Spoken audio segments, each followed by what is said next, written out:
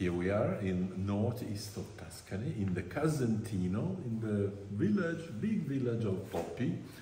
I'm happy to be here with Francesco Vezzosi, which is the owner and manager of Pergentina, which is a wonderful winery here in the middle of nowhere, let's say, because we are in the middle of the nature, surrounded by such a wonderful landscape.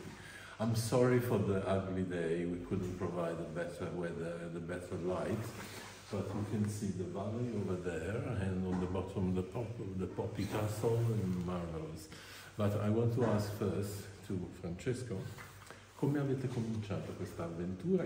Quanto tempo fa? Beh, questa è una cosa che è partita anni fa in piccolissimo, quindi produzione nostra propria per casa. Io ero molto piccolo, avevo 8 anni, 9 anni, ecco, e avevamo una piccola vigna qui. E con mio nonno si faceva il vino.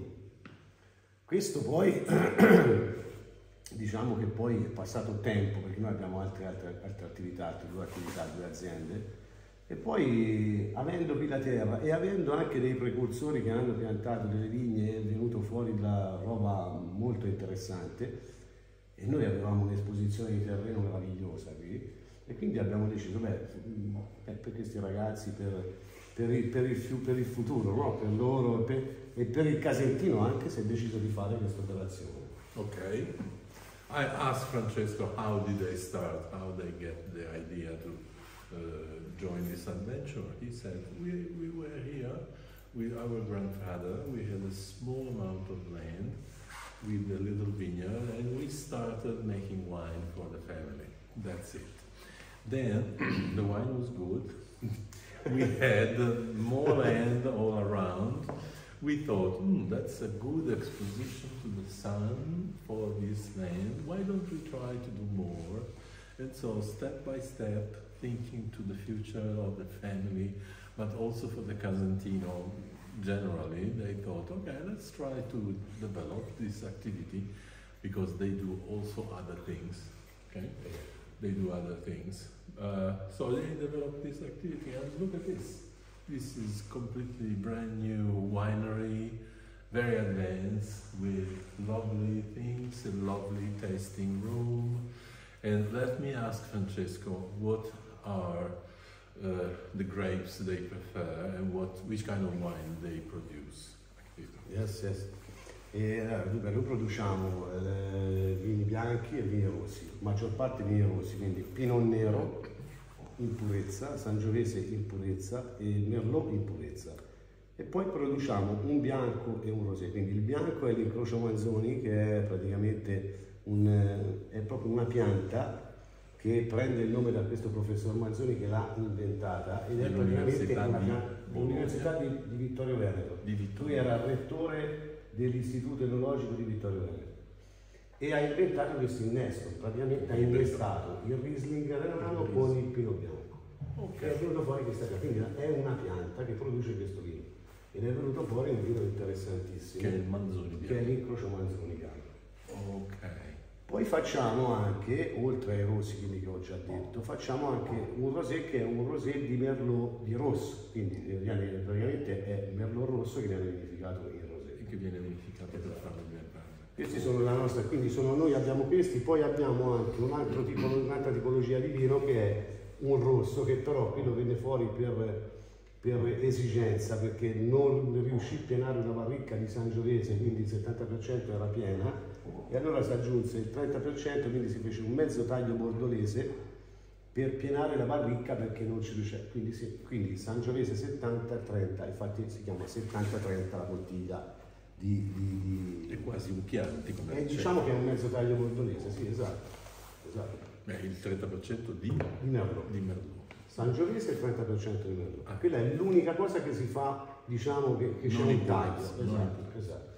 Okay, they have a very interesting production based on Pinot Noir as first, then Merlot and Sangiovese, which is the traditionally most popular Tuscan vineyard. Okay, they do 3 different red, 100% of the same grape. We say in Italian in purezza, in purity, which means only that grape. Then Francesco was telling me about an accident. So they had a barrel that was they filled with the Sangiovese, and by accident they had only 70%. So the barrel was 30% empty. What to do now? What to do now? Obviously, the barrel cannot stay with such an amount of air, such an amount of empty volume inside. So they took the barrel and they added up to fill. Yeah. And they created a wonderful wine, completely new, which is the only blend they produce. And they call this wine 70-30, 70-30. Then they have a production of white. I see that label says yes, the white is because the white wine, we divided the production of a white. The half part stay in the inox box for 4 months, and the other part go in the barrel. In the wood. In the wood, yeah. And stay in the wood 4 months, like inox. Instead of it's very different. Okay. And they became two different Manzoni wines. This wine is good for questa prima spieghi intanto. This wine, allora, questo vino è meraviglioso per fare lo start, quindi la premicena, perché è molto più vivace, più aromi. Quello tenuto nell'acciaio. Quello tenuto nell'acciaio, quello semplicissimo. Quello che ti sprigiona tutto. Acidulo, mi immagino. Perché questi sono vini che hanno comunque 14 gradi, però hanno un equilibrio pazzesco. Dopo tanto avrai occasione di assaggiare. E invece quello tenuto nel legno? Quello tenuto nel legno chiaramente va ad arrotondare queste spigolature forti che ci sono intorno all'acciaio e va praticamente ad alleggerirle. Però dà una cosa interessantissima, perché è quella che poi questo vino può stare, te lo puoi tenere nella tua cantina e berlo dopo 2 anni, 2 anni e mezzo, 3 anni. Certo, resiste. Bravo, esatto. Ok. Manzoni white. Why Manzoni? Manzoni was the writer. No, this is another Manzoni, which is a professor of enology of University of Vittorio Veneto, northeast of Italy in Friuli. And he created a hybrid, a new vineyard called, as his name, by the way, making let's say a blend, crossing between Riesling and Pinot White.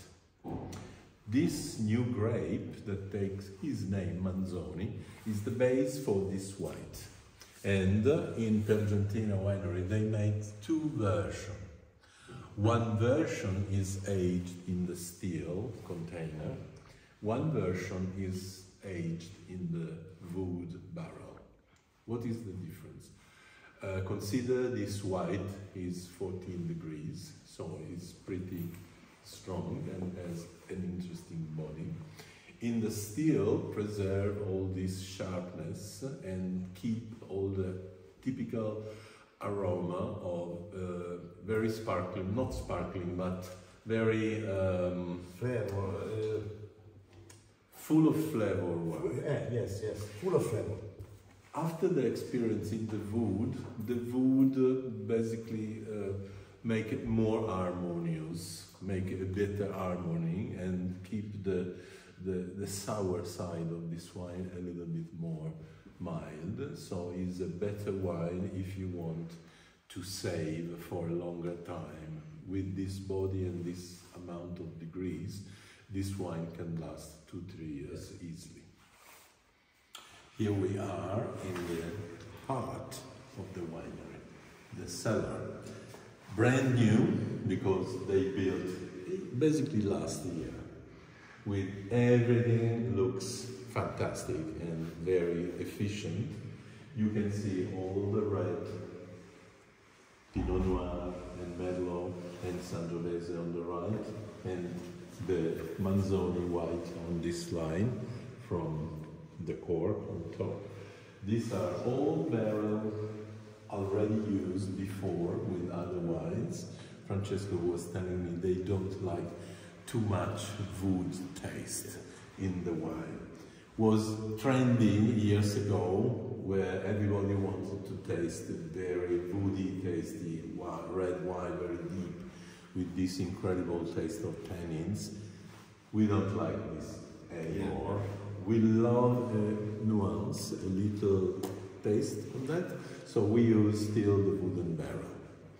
But to stabilize some of the production, they use also 2021, which are the cement, ceramic container, where the wine is perfectly in a neutral, completely neutral environment. Here we are where the wine is made. After the vintage, they collect the wine, they clean from the different part that we don't get. And where is it?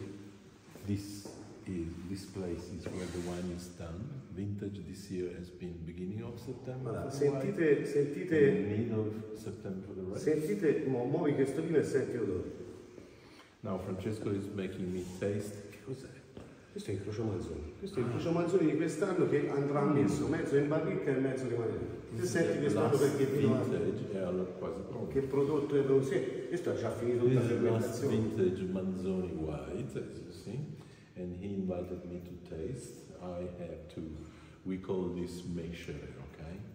From the word mescita, mescere, because we move the wine. This is the activity of the wine lover. Senti cosa c'è in questo vino. E questo è già pronto, non è pronto, ma diciamo che gli aromi già fantastici questo. Ma quest'anno c'è stata metà produzione, considera questa cosa qui. Quest'anno la Pronospera ci ha disintegrato. Davvero, Pronospera. Siamo andati indietro lì. Praticamente no, cioè noi abbiamo mezza produzione rispetto all'anno scorso, però grandissima operazione di qualità. Capito? Non siamo andati a tagliare niente, l'ha fatta la Pronospera praticamente la selezione. Ma senti l'aroma, c'è la banana, c'è 3000 cose. Very rich of different fruit flavor. He insists underlying how many tropical fruit is in this wine, and it's actually true.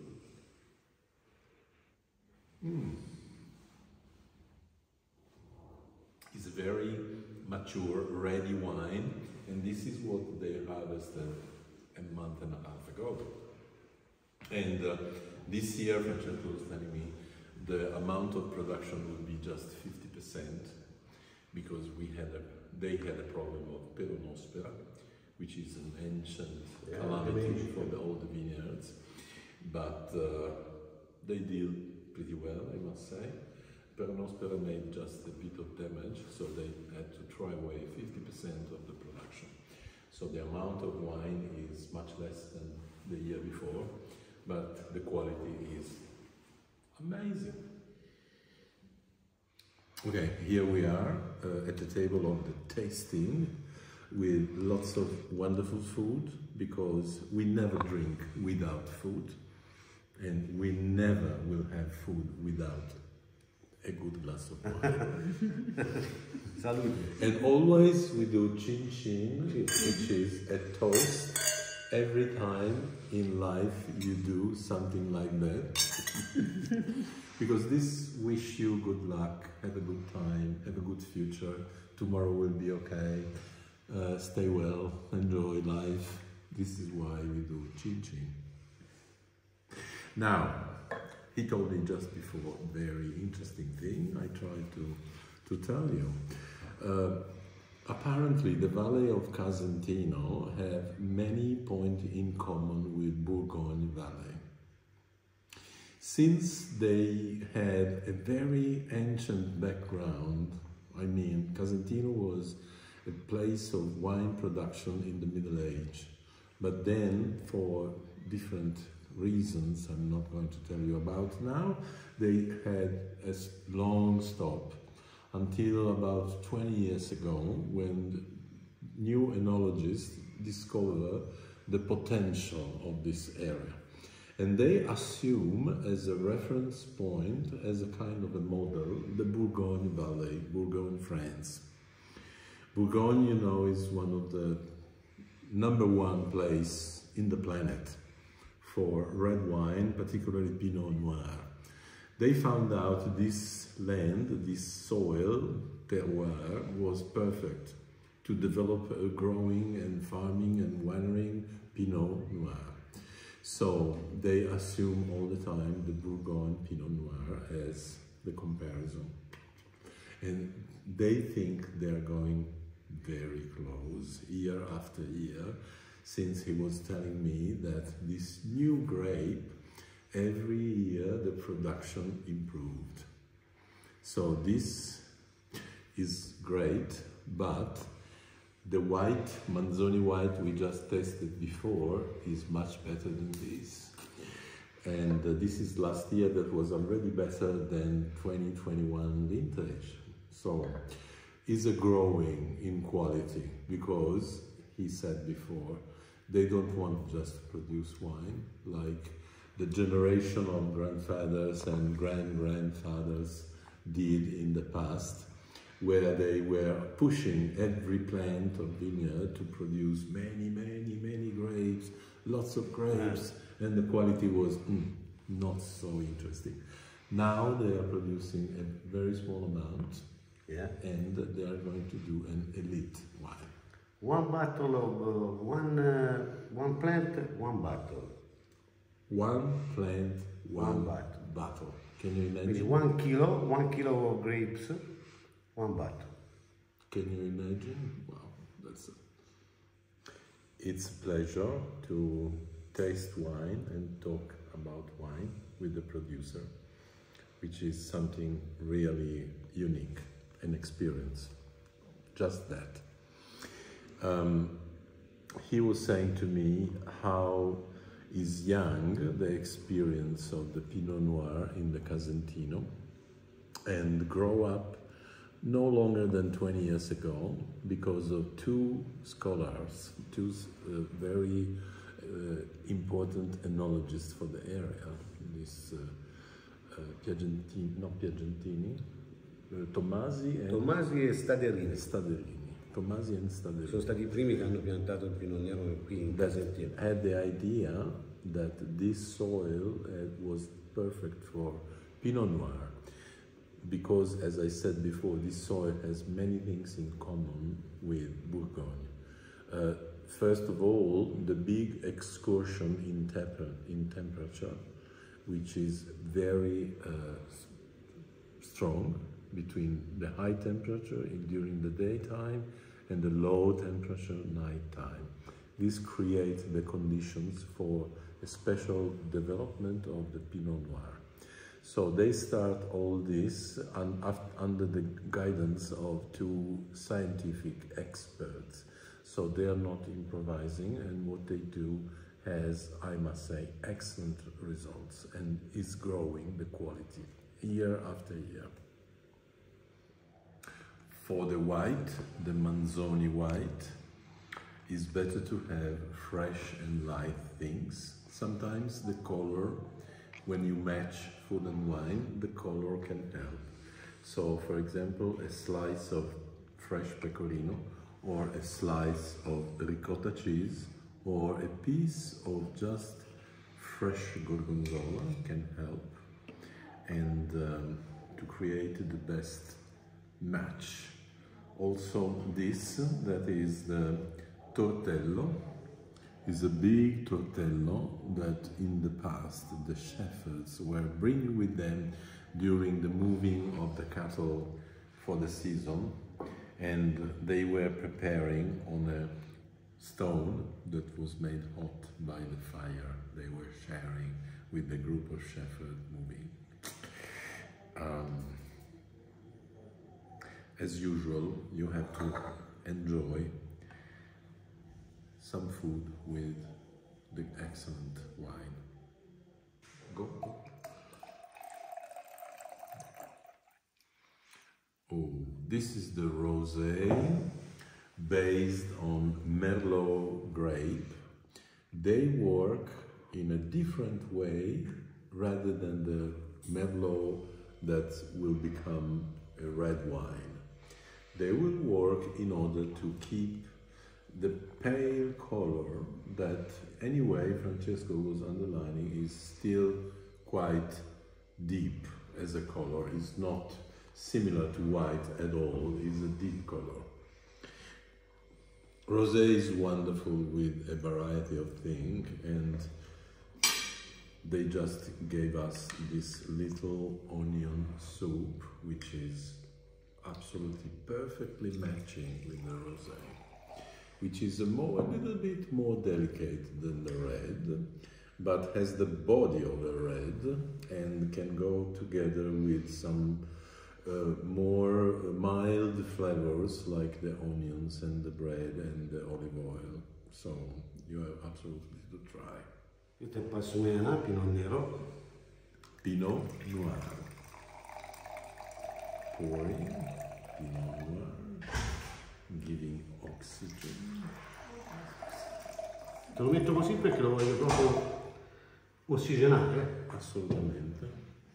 Okay, this is the number one of the family. Ooh, what a strong aroma. Senti, usa questo è meraviglioso. Francesco was telling before, the point number one when you have Pinot Noir is to smell as a Pinot Noir. Esatto.